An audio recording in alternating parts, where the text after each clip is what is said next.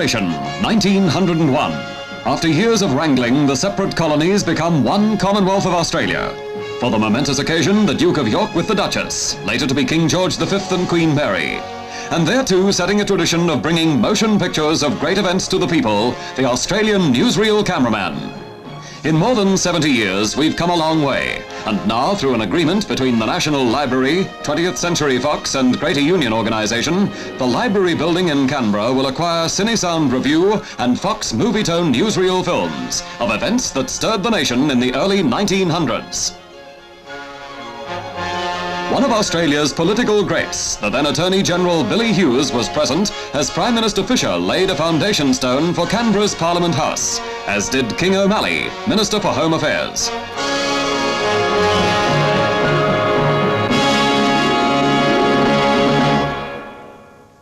The scenes incorporated in this film are only a portion of 2 million feet. The tragedy of World War I, the war to end all wars. The Prince of Wales, destined to relinquish the throne, visits Australia. 1927, back to an emerging Canberra for the opening of Parliament in the new building by the Duke of York. But Australia then, as now, was more than Parliament and politics. In the next few minutes, we'll see a little of what life was like in those early days. Back in 1911, they were amazed to see aviators like William Hart taking to the skies. And then, from the years just after World War I, greats like Keith and Ross Smith became folk heroes of the time, with their amazing long-distance flying epics. Flyers like Charles Kingsford Smith and John Ulm with the old Southern Cross in 1928 were better known to the Australian kids than today's astronauts. Perhaps some things, like Melbourne's Flinders Street station, haven't changed that much in 50 years. But what about Sydney's Pitt and George Streets? The traffic wasn't that much slower than it is today.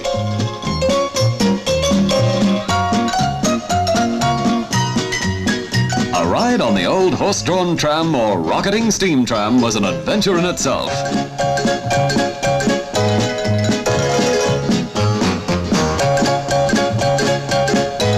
Melbourne's cable cars. What a tourist attraction they'd be today. Sydney's trams are now a memory for many of us, and they were going strong in the late 1920s when the big traffic development was a bridge linking the harbour. Some said it would never be completed. 1932, and a sensation at the bridge opening ceremony as Major Francis de Groot charges the ribbon and cuts it, to the astonishment of the huge crowd and particularly Premier Jack Lang. The newsreel cameraman records the incident and the later more formal opening by the New South Wales Premier. Somehow, the traffic on the bridge and on the water below copes with the big influx. The film industry was moving quickly too. Using the new sound-on-film technique, Mr. Scullen was the first Australian Prime Minister to talk direct to the people on film. I welcome very cordially the opportunity extended to me through the medium of Fox Movietone News to address a message to the people of all countries of the world. Prime Ministers Stanley Bruce and Joseph Lyons helped shape our history and now have their own place in the newsreel vaults of the National Library. So too a young Richard Casey and Robert Menzies. Their stars were still rising when the Duke of Gloucester visited Melbourne in 1934 for the city's centenary. Dressed in the uniform of the Royal Hussars, he was given a tremendous welcome by the citizens of the southern capital. Sydney, 1938, and the opening of the Empire Games at the cricket ground. The Women's 100, with Australia's Decima Norman, 2 from left, winning the first of her 5 gold medals. Jimmy Carlton, 2nd from the left, another name for the history books. In the depressed years of the 20s and 30s, the feats of sporting greats like Andrew Boy Charlton and cyclist Hubert Opperman helped the people forget those dwindling pay packets. Larwood the bowler, Bradman the batsman in 1933, with Larwood earning a reputation as the most criticised cricketer in history. But the Don weathered the Bodlyline crisis. This spectacular crash at the Melbourne show was screened in cinemas worldwide.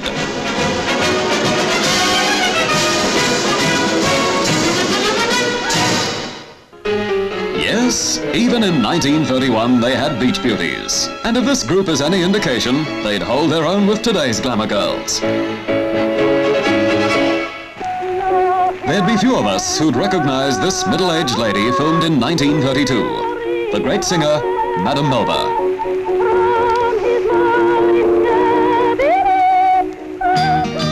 Even in the 30s they had publicity gimmicks. We're not quite sure what this young shaver's up to. It's a stunt long gone and forgotten. Sadly, the Tasmanian Tiger has gone.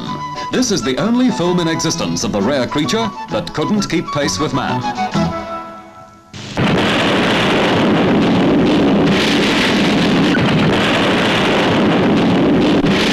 Other, more shattering dramas like the Wonthaggi mine disaster had greater personal impact.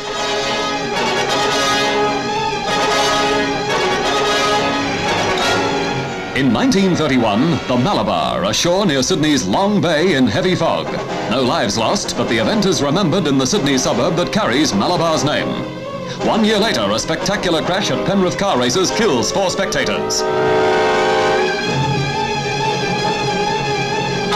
Towards the end of the 1930s, the country is ravaged by bushfires, with Victoria hardest hit. 67 lost their lives, 40 in one day.